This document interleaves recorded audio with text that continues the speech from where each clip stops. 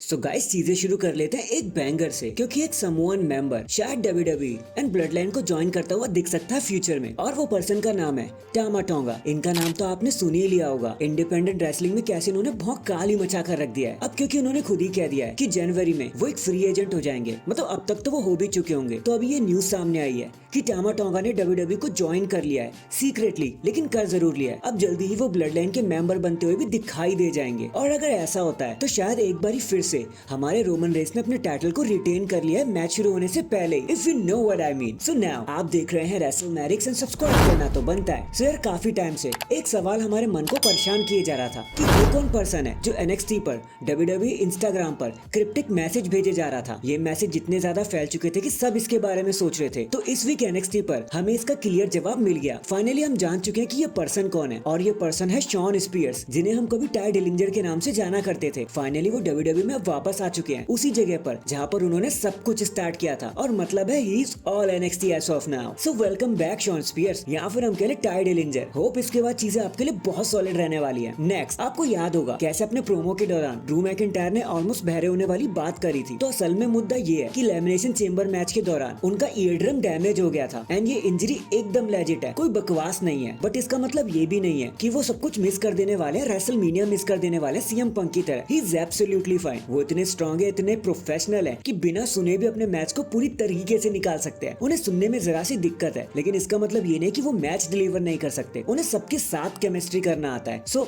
चीजें संभाल लेंगे हमारे ड्रू मैकिंटायर। हैशटैग फिर भी जल्दी ठीक हो जाना। In the end let's talk about Seth freaking Rollins now. I mean जरा देखो उन्हें, वो अपने वर्ल्ड टाइटल डिफेंड कर रहे हैं एट रेसलमेनिया। एक्स्ट्रा वर्क भी किए जा रहे हैं, जिसकी वजह से वो इंजर्ड भी हो गए। अब वो कोडी रोड्स की हेल्प भी करने के लिए आ गए। तो चलो, उनकी हेल्प की वजह से कोडी रोड्स का तो रास्ता साफ हो गया, बट इन सब में सेथ रॉलिंस का क्या होगा? उन्हें इससे मिलेगा ही क्या इन दी एंड? बल्कि उनके लिए तो एक स्पेकुलेशन ये भी आ रही है कि रेसलमेनिया में वो अपने टाइटल को ड्रॉप कर देंगे ड्रू मैकिंटायर के हाथों। सो उनको मिलेगा ही क्या इन सबके बाद? वो साइड गिग की तरह प्ले क्यों किए जा रहे हैं? कोडी को तो मेन इवेंट मिल जाएगा, बट सेथ रॉलिंस को तो टाइटल भी नहीं मिलेगा, और ना रॉक के साथ वो लड़ने भी वाले हैं, और ना रोमन रेंस के साथ उनका कोई सीन होने वाला है। सो आई थिंक ड्रू एकदम सही थे कि भाई सेथ आप लड़ क्यों रहे हो? आपको तो कुछ भी नहीं मिलेगा, क्योंकि ब्लड लाइन तो स्मैकडाउन में, सेथ रॉलिंस रॉ में ऑपरेट करते हैं। तो ये लड़ाई हो ही क्यों रही है? सिर्फ कोडी रोड्स की वजह से। तो चलो, अगर सेथ को सही लगता है तो बिल्कुल सही है, क्योंकि जैसा उन्होंने कहा कि कुछ फाइट वर्थी टेकन होते हैं, तो चलो हम उनकी बात मान लेते हैं। So that is it guys. अभी के लिए तो बस इतना ही। आप मुझे बताना, ये जो इंजर्ड न्यूज निकल कर आ रही है WWE के लिए, ये इतनी ज्यादा सीरियस हो गई है कि अब चीजें कैंसिल होने पर आई हैं। क्या आपको इसके बारे में कुछ कंसर्न हो रहा है? आप कुछ कहना चाहते हो? कमेंट करके जरूर बताना। एंड चैनल पर नया है तो चैनल को जल्दी से लाइक एंड सब्सक्राइब कर दो। बाकी मैं मिलता हूँ आपसे किसी और अपडेट के साथ। तब तक के लिए अपना ख्याल रखें